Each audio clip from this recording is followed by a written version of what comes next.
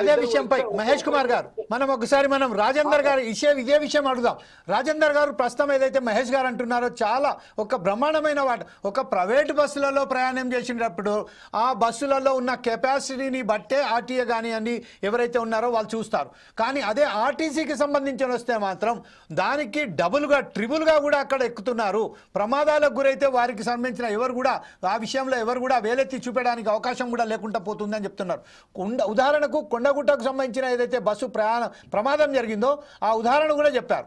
ఈ విషయంలో ఎందుకు ఆ సర్కార్ ఆర్టీసీకి సంబంధించిన ఇప్పుడు ప్రభుత్వాలు ఎందుకు చొరవ చూపట్లేదు, ఆర్టీసీలో ఎందుకు బస్సులు పెంచట్లేదు, సౌకర్యాల విషయంలో ఎందుకు ఇలా జాప్యం చేస్తుంది? ఈ విషయంపై అదే యువజన కాంగ్రెస్ నాయకులుగా మీరేమంటారండి?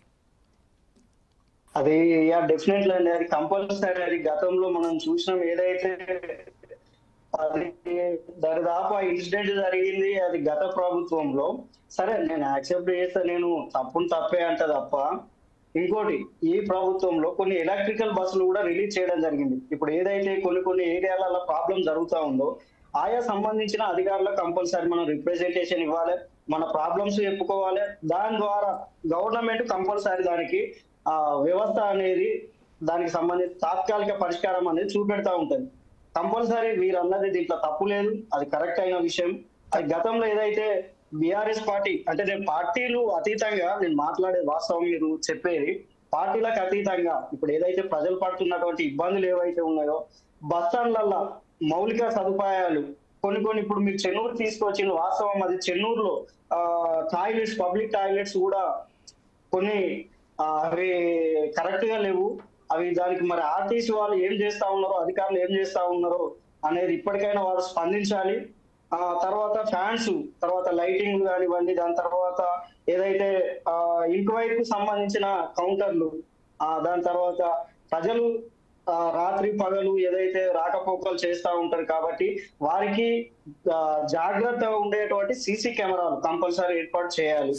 కొన్ని మౌలిక రాజేందర్ గారు ఇప్పుడు ఏదైతే మహేష్ గారు చెప్పారో, మహేష్ గారు సంబంధించి వారు ఖచ్చితంగా రిప్రజెంటేషన్ ఏదైతే ఉన్నదో ఆర్టీసీ అధికారులకు ఇచ్చారు అని చెప్పారు.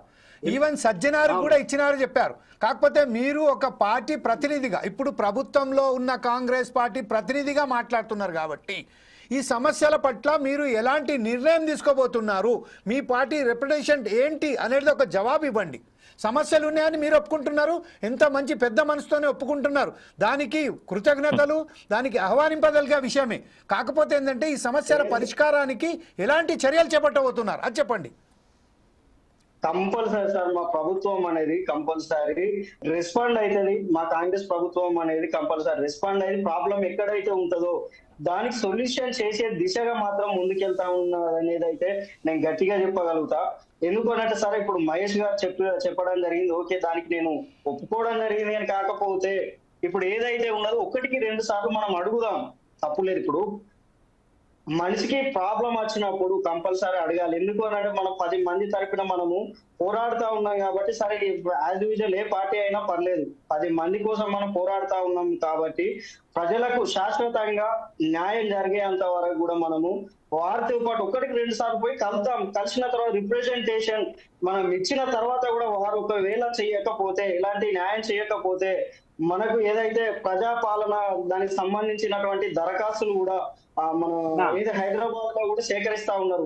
1-2 సార్లు పోదాం, నాకు కాల్ చేయండి, నా చెన్నూరు నియోజకవర్గం, నేను నా వద్ద కంపల్సరీ మహేష్ గారు ఏదో మీతో మాట్లాడదలుచుకున్నారండి. మహేష్ గారు దగ్గర కూడా వెళ్దాం, కలుద్దాం, దీనిపైన కంపల్సరీ. అలాగే మహేష్ గారు కూడా మాట్లాడదలుచుకున్నారు.